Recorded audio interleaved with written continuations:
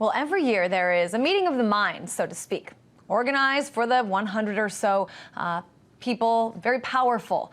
Now, this is invite only, and the last few meetings have taken place at venues such as the Astor Place Resort in Athens, Greece, the Hotel Dolce in Spain, and the Suvretta House in St. Moritz, Switzerland.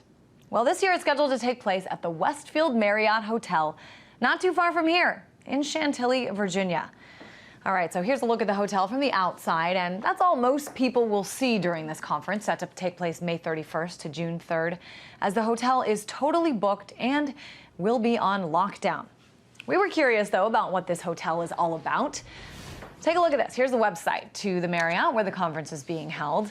It brags that it captures the elegance of Northern Virginia's colonial estates in a resort-like setting. And that's not all. This Chantilly, Virginia hotel offers a 24-hour fitness center, an indoor and outdoor pool. Plus, those who stay have access to the signature Westfield Fred Couples Golf Club, where no doubt some important conversations will be had. Now, in the hotel, there's Westfield's restaurant with the award-winning Sunday champagne brunch, a pub for those needed nightcaps, and, of course, Starbucks coffee. Well, there's a 40,000 square foot conference center with award-winning catering, state-of-the-art audio-visual services, and wireless internet. So that's a look at the location for this year's Bilderberg conference. Let's talk now about what might be going on inside. Alex Jones is the host of The Alex Jones Show.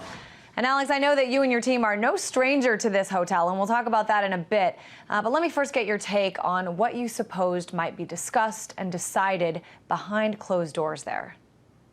Well, they had their meeting there 4 years ago, and that's where they chose to have Hillary step down and for Obama to become the presumptive nominee for the Democrats there in Denver in the 2008 DNC meeting. And for an entire day, the media in Virginia and in D.C. was saying, "Where's Obama? Where's Obama?"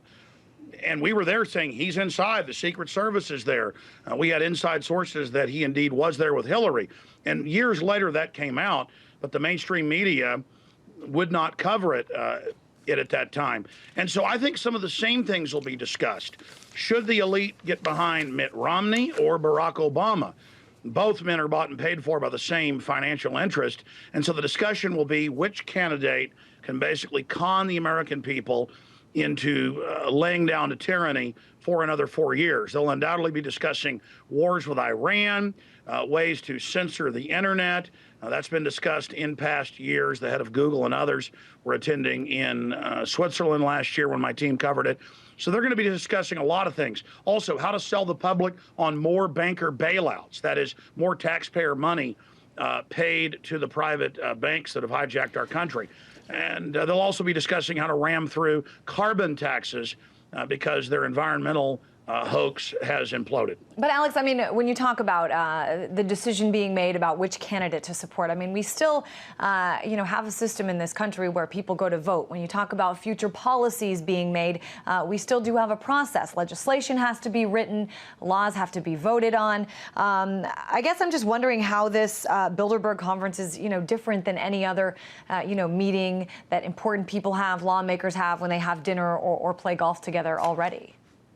Sure.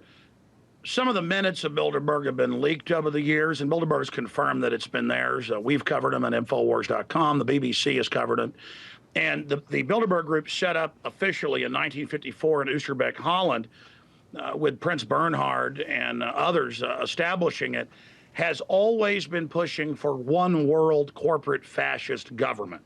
And up until about 5-6 years ago, the mainstream media in this country, the United States, but also in Europe, would not even say it existed. They would admit that the Trilateral Commission, Skull and Bones, Bohemian Grove did. But they would say Bilderberg didn't exist. And so we know from past research that the 125 elitists that meet there and their 20 or so guests really do discuss policy behind closed doors and make a lot of important decisions. They also have 3 or 4 Bilderberg steering committee meetings over the next year. So this is one of the most important globalist meetings ever. David Rockefeller in his memoirs has written about that. Royalty attends this, and this is one of the most important confabs out there. And Hillary Clinton was fined back in the 90s hundreds of thousands of dollars for attending Bilderberg when she was in the Clinton White House and discussing policy at the event, violating the Logan Act. Wow. So policy is being set there, and this is one of the most elite meetings out there. Let's talk more about what you were just kind of touching on, which is that most of the mainstream media doesn't cover this. They observe sort of a blackout covering Bilderberg. Security is tightly controlled, and those who do get in, as you say, they've got to keep their lips sealed.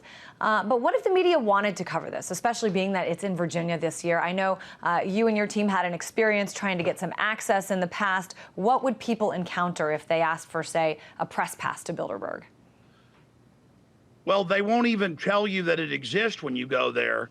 But then separately, because of pressure the last few years, they have created a website. They do put out a list of who's there, but generally that's disinformation. Some of the people on the list aren't there. A lot of people that are there are not on the list. In fact, some of the most important names.